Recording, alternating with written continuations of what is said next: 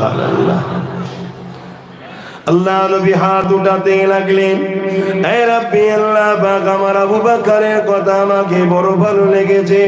আল্লাহ আপনি আমার দোয়া কবুল করে না, আমার আবু বকরের মনের আশাকে কবুল করে।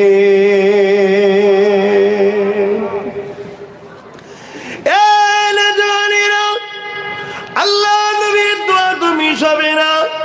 আবু বকর দ্বিতীয় একটা কথা বলতে লাগলেন, ইয়া রাসূলুল্লাহ, ইয়া হাবিবাল্লাহ, আমার আরেকটা জিনিস ভালো লাগে।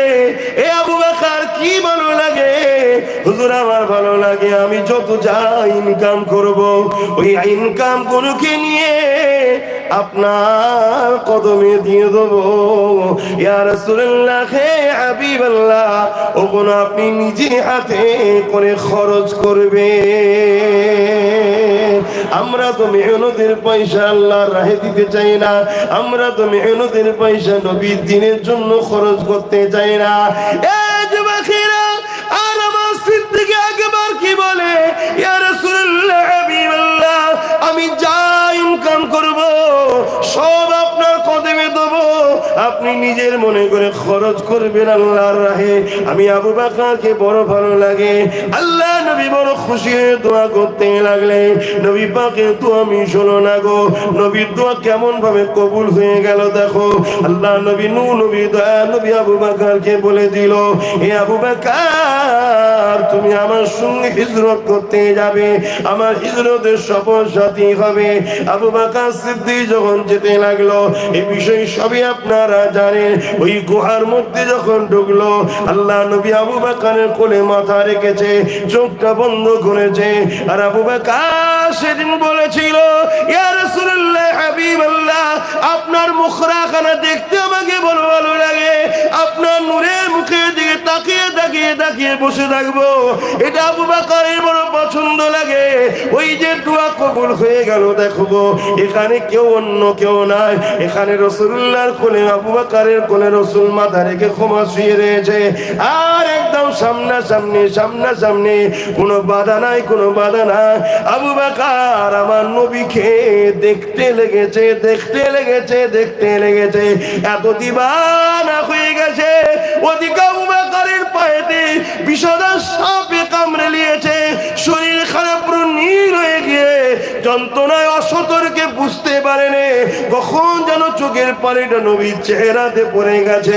আল্লাহ নবী চোখটা খুলেছে। হে আবু বকর, কেন তুমি কাঁদো?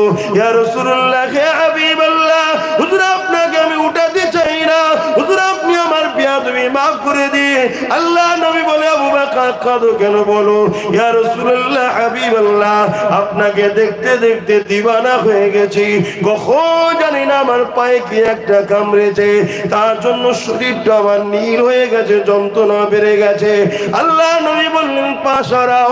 বিশাল এক সাপ বেরিয়ে চলে এসেছে। আমার দয়ার নবীকে ওই সাপটাও সালাম দিতে লেগেছে। আরো জোরে বলুন সুবহান।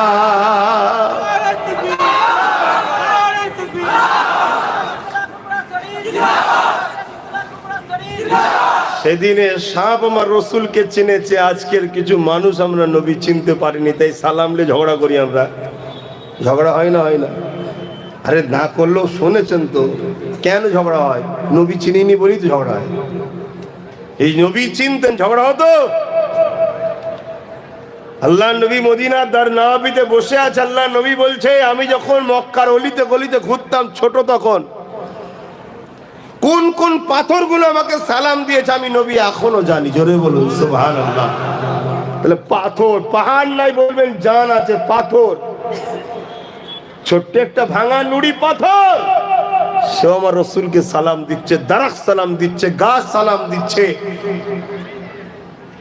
সবাই আমার নবীকে চিনল, আমরা চিনতে পারছি না। আর চিনাটাই তো আমাদের কাজ।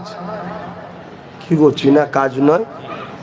যাকে ইত্তেবা করবেন তাকে যদি না চেনেন তো ইত্তেবা করবেন কি করে?